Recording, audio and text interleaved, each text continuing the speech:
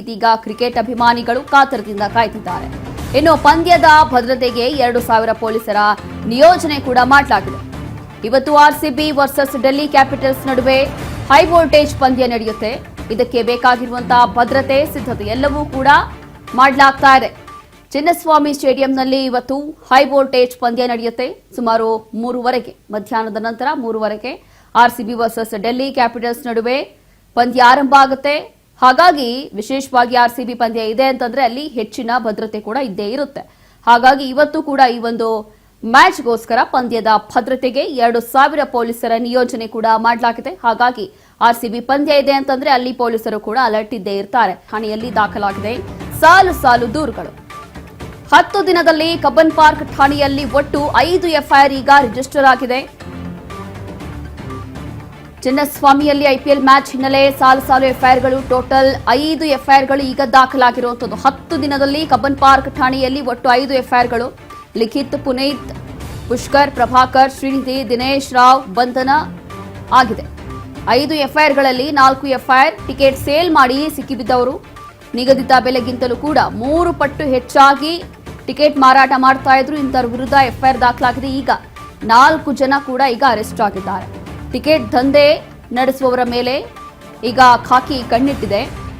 ವಿಶೇಷವಾಗಿ ಈ ಒಂದು ಸೋಷಿಯಲ್ ಮೀಡಿಯಾಗಳಲ್ಲಿ ಟಿಕೆಟ್ ಲಭ್ಯ ಇದೆ ಅಂತ ಹೇಳಿ ಟಿಕೆಟ್ಗಳನ್ನ ಸೇಲ್ ಮಾಡ್ತಾ ಇದೀವಿ ಅಂತ ಹೇಳಿ ಈ ರೀತಿಯಾಗಿ ಸೋಷಿಯಲ್ ಮೀಡಿಯಾಗಳಲ್ಲಿ ಪೋಸ್ಟ್ ಮಾಡೋದು, ಅದಾದ ನಂತರ ದುಪ್ಪಟ್ಟು ಬೆಲೆಯನ್ನ ತಗೊಂಡು ಈ ರೀತಿಯಾಗಿ ಟಿಕೆಟ್ಗಳನ್ನ ಸೇಲ್ ಮಾಡ್ತಾ ಇದ್ರು. ಹಾಗಾಗಿ ಈಗ ಈ ಒಂದು ವಿಚಾರದಲ್ಲಿ ಈಗಾಗಲೇ 4 ಜನ ಅರೆಸ್ಟ್ ಆಗಿದ್ದಾರೆ. ಕಬ್ಬನ್ ಪಾರ್ಕ್ ಪೊಲೀಸ್ ಠಾಣೆಯಲ್ಲಿ ಈ ಕುರಿತು ಈಗಾಗಲೇ 5 ಎಫ್ಐಆರ್ಗಳು ದಾಖಲಾಗಿದೆ.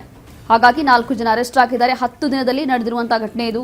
ಅದರಲ್ಲೂ ಕೂಡ ಆರ್ಸಿಬಿ ಅಭಿಮಾನಿಗಳು, ಕ್ರಿಕೆಟ್ ಅಭಿಮಾನಿಗಳು ಅಂತಂದ್ರೆ ಆರ್ಸಿಬಿ ಪಂದ್ಯ ಇದೆ ಅಂತಂದ್ರೆ ಅದು ಎಷ್ಟೇ ಬೆಲೆ ಹೆಚ್ಚಾದ್ರೂ ಪರವಾಗಿಲ್ಲ, ಒಟ್ಟಿನಲ್ಲಿ ಟಿಕೆಟ್ ಖರೀದಿ ಮಾಡಬೇಕು, ಮ್ಯಾಚ್ ನೋಡಬೇಕು ಅನ್ನುವಂಥ ಕ್ರೇಜ್ ಇರುತ್ತೆ. ಹಾಗಾಗಿ ಈಗ 10 ದಿನಗಳಲ್ಲಿ ಇಲ್ಲಿ ಕಬ್ಬನ್ ಪಾರ್ಕ್ ಪೊಲೀಸ್ ಠಾಣೆಯಲ್ಲಿ 5 ಎಫ್ಐಆರ್ಗಳು ದಾಖಲಾಗಿದೆ. ಫಿಕ್ಸ್ ಆಗಿರುವಂತಹ ಬೆಲೆಗಿಂತ 3 ಪಟ್ಟು ಹೆಚ್ಚಾಗಿ ಬ್ಲಾಕ್ ಅಲ್ಲಿ ಇವರೆಲ್ಲ ಟಿಕೆಟ್ ಅನ್ನ ಮಾರಾಟ ಮಾಡ್ತಾ ಇದ್ರು. ಅದರನ್ನೇ ಈಗ ಒಂದ್ ರೀತಿಯಾಗಿ ದಂಧೆ ಮಾಡ್ಕೊಂಡಿದ್ದಾರೆ. ಹಾಗಾಗಿ ಇಂಥವ್ರ ವಿರುದ್ಧ ಒಂದು ಕಡೆ ಖಾಕಿ ಕಣ್ಣಿಟ್ಟಿರುವಂತದ್ದು ನಿಜ. ಸೋಷಿಯಲ್ ಮೀಡಿಯಾಗಳಲ್ಲಿ ಕೆಲವೊಂದು ಫೇಕ್ ಅಕೌಂಟ್ಸ್ ಗಳನ್ನ ಕ್ರಿಯೇಟ್ ಮಾಡಿ ಟಿಕೆಟ್ ಸಿಗುತ್ತೆ ಅಂತ ಹೇಳಿ ಪೋಸ್ಟ್ ಮಾಡೋದು, ಅದಾದ ನಂತರ ಕಡಿಮೆ ಬೆಲೆಗೆ ಸಿಗುತ್ತೆ ಅಥವಾ ಸ್ವಲ್ಪ ಜಾಸ್ತಿ ಬೆಲೆ ಕೊಡಬೇಕು, ಇಲ್ಲ ಅಂತಂದ್ರೆ ಆನ್ಲೈನ್ ನಲ್ಲೇ ಹಣವನ್ನ ಪೇ ಮಾಡಿಸ್ಕೊಳ್ಳೋದು, ಅದಾದ ನಂತರ ನೀವು ಸ್ಟೇಡಿಯಂ ಹತ್ರ ಹೋಗಿ ಅಲ್ಲೇ ನಿಮಗೆ ಟಿಕೆಟ್ ಕೊಡ್ತಾರೆ ಅಂತ ಹೇಳಿ ಅವರಿಗೆ ಸುಳ್ಳು ಹೇಳಿ ಈ ರೀತಿಯಾಗಿ ವಂಚಿಸೋದು. ಇದೆಲ್ಲವೂ ಕೂಡ ಪಂದ್ಯಗಳು ಆರಂಭ ಆದ ನಂತರ ಆಗ್ತಾ ಇದೆ. ಈ ವರ್ಷ ಐಪಿಎಲ್ ಆರಂಭ ಆದ ನಂತರ. ಹಾಗಾಗಿ ಇದೆಲ್ಲದರ ಮೇಲೆ ಈಗ ಖಾಕಿ ಕಣ್ಣಿಟ್ಟಿದೆ. ಸದ್ಯಕ್ಕೆ ಈಗ ಐಪಿಎಲ್ ಟಿಕೆಟ್ನಲ್ಲಿ ಸಾಲು ಸಾಲು ಎಫ್ಐಆರ್ಗಳು ದಾಖಲಾಗಿರುವಂತದ್ದು. ಟೋಟಲ್ 5 ಎಫ್ಐಆರ್ ಈಗ ದಾಖಲಾಗಿದೆ. ಮತ್ತಷ್ಟು ಮಾಹಿತಿಯನ್ನ ಕೊಡ್ತಾರೆ ನಮ್ಮ ಪ್ರತಿನಿಧಿ ಶಿವು. ಈಗ ಐಪಿಎಲ್ ಆರಂಭ ಆಯಿತು ಅಂತಂದ್ರೆ ಇಲ್ಲೇನೋ ಒಂದು ರೀತಿಯಾಗಿ ಇದೇ ಒಂದು ಸಿಚುವೇಶನ್ ನ ಮಿಸ್ಯೂಸ್ ಮಾಡಿಕೊಂಡು ದುಡ್ಡು ಮಾಡೋದಕ್ಕೆ ಇಳಿದು ಬಿಡ್ತಾರೆ ಇವರೆಲ್ಲರೂ ಕೂಡ. ಈಗಲೂ ಕೂಡ ಈಗ 5 ಎಫ್ಐಆರ್ ಆಗಿದೆ ಅನ್ನೋ ಮಾಹಿತಿ ಸಿಗ್ತಾ ಇದೆ. ಅದು ಕೂಡ ಕೇವಲ 10 ದಿನಗಳಲ್ಲಿ. ಹಾಗಾಗಿ ಇದನ್ನ ತಡೀಬೇಕು ಅಂತಂದ್ರೆ ಹೇಗೆ ತಡೀಬಹುದು, ಏನ್ ಮಾಡಬಹುದು ಅಂತ?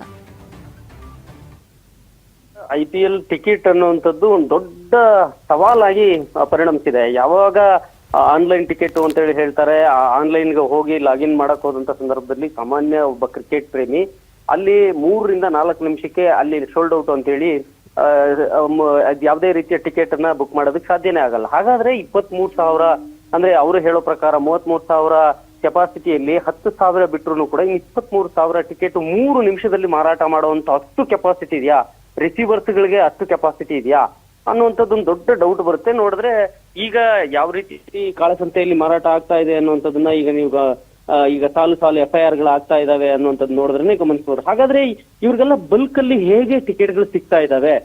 ಬಲ್ಕ್ ಅಲ್ಲಿ ಟಿಕೆಟ್ಗಳು ಸಿಕ್ಕುವಂತದ್ರಿಂದಾಗಿ ಇವರಿಗೆ ಒಂದು ಕಾಳಸಂತೆಯಲ್ಲಿ ಮಾರ್ಕೊಳ್ಳುವಂಥದ್ದು, ದುಪ್ಪಟ್ಟು ಹಣಕ್ಕೆ ಮಾರ್ಕೊಳ್ಳುವಂಥದ್ದು ಮಾಡ್ತಾನೆ ಹೋಗ್ತಿದ್ದಾರೆ. ನಿಜವಾದ ಕ್ರಿಕೆಟ್ ಪ್ರೇಮಿಗಳಿಗೆ ಅಲ್ಲಿ ಹೋಗಿ ನೋಡ್ಬೇಕು ಅನ್ನುವಂಥವ್ರಿಗೆ ಟಿಕೆಟ್ ಸಿಗ್ತಾ ಇಲ್ಲ. ಟಿಕೆಟ್ ಸಿಗದೆ ಇರೋ ಕಾರಣಕ್ಕೆ ಈ ರೀತಿಯಲ್ಲಿ ದುಪ್ಪಟ್ಟು ಹಣವನ್ನ ಅಂದ್ರೆ ನಿಮ್ಗೆ 2,000 ರೂಪಾಯಿ, 3,000 ರೂಪಾಯಿ, 1,500 ಟಿಕೆಟ್ ಎಲ್ಲವೂ ಕೂಡ 10,000, 15,000 ರೂಪಾಯಿಗೆ ಮಾರಾಟ ಮಾಡುವಂತ ಒಂದು ಸ್ಥಿತಿ ಬಂದ್ಬಿಟ್ಟಿದೆ. ಈಗ ಇದನ್ನ ಸದ್ಯಕ್ಕೆ ಪೊಲೀಸರು ಒಂದು 5-6 ಈಗ ಎಫ್ಐಆರ್ ಗಳು ಕೂಡ ಬಂದಿದೆ. ಅದನ್ನ ಎಲ್ಲಿ ನೀವು ಹೇಳಿದಾಗೇನೆ ಸ್ಟೇಡಿಯಂ ಹತ್ರ ಬನ್ನಿ ಅಂತ ಹೇಳಿ ಹೇಳ್ತಾರೆ, ಅಲ್ಲಿ ಆಮೇಲೆ ಅವರು ಇರೋದಿಲ್ಲ. ಆಮೇಲೆ ಆನ್ಲೈನ್ ಅಲ್ಲಿ ಈ ರೀತಿ ಫೇಕ್ ಟಿಕೆಟ್ ಗಳನ್ನು ಕೂಡ ರೈಸ್ ಮಾಡುವಂತದ್ದು, ಅಲ್ಲಿ ನೋಡಿದ್ರೆ ಅಲ್ಲಿ ಅವರಿಗೆ ಟಿಕೆಟ್ ಆಗಿರೋದಿಲ್ಲ.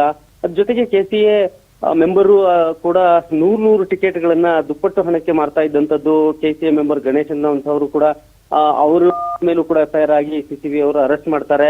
ಈ ರೀತಿಯಲ್ಲಿ ಈಗ ಬೆಂಗಳೂರು, ಅದರಲ್ಲೂ ಕೂಡ RCB ಮ್ಯಾಚ್ ಅಂತ ಹೇಳಿ ಹೇಳಿದ್ರೆ ಬೆಂಗಳೂರಿನಲ್ಲಿ ಇರುವಂತಹ ಕೆಪಾಸಿಟಿ ಕಡಿಮೆ, ಆದ್ರೆ ಡಿಮ್ಯಾಂಡ್ ಜಾಸ್ತಿ ಇದೆ. ನಿಜವಾಗ್ಲೂ ಕೂಡ ನಿಜವಾದಂತ ಕ್ರಿಕೆಟ್ ಪ್ರೇಮಿಗಳಿಗೆ, ಸಾಮಾನ್ಯ ಕ್ರಿಕೆಟ್ ಪ್ರೇಮಿಗಳಿಗೆ ಸಿಗ್ತಾ ಇಲ್ಲ. ದೊಡ್ಡ ದೊಡ್ಡ ಕಾರ್ಪೊರೇಟ್ ವ್ಯಕ್ತಿಗಳಿಗೆ, ಜನಪ್ರತಿನಿಧಿಗಳಿಗೆ, ದೊಡ್ಡ ದೊಡ್ಡ ಇಲಾಖೆಯಲ್ಲಿರುವಂತವ್ರಿಗೆ, ಅವ್ರಿಗೆ ಮಾತ್ರ, ಅವರ ಸುತ್ತಮುತ್ತ ಇರೋರ್ಗೆ ಮಾತ್ರ ಸಿಗ್ತಾ ಇದೆ. ಹೀಗಾಗಿ ಡಿಮ್ಯಾಂಡ್ ಜಾಸ್ತಿ ಆಗಿದೆ. ಈ ಡಿಮ್ಯಾಂಡ್ ಇರೋದ್ರಿಂದಾಗಿ ಸಾಮಾನ್ಯ ಜನರನ್ನ ವಂಚನೆ ಮಾಡುವಂತದ್ದು ತಂಡ ಕೂಡ ಇಳಿದಿದೆ. ಸೊ ಅವ್ರನ್ನ ಈ ರೀತಿಯಲ್ಲಿ ವಂಚಿಸ್ತಾ ಇರುವಂತದ್ದು. ಹಾಗಾಗಿ ಈಗ ಕಬ್ಬನ್ ಪಾರ್ಕ್ ಪೊಲೀಸ್ ಸ್ಟೇಷನ್ ಅಲ್ಲಿ ಸಾಲು FIR ಗಳಾಗ್ತಾ ಇರುವಂತದ್ದು. Roshini. Yes, thank you Shivu ನಿಮ್ಮೆಲ್ಲ ಮಾಹಿತಿಗಾಗಿ.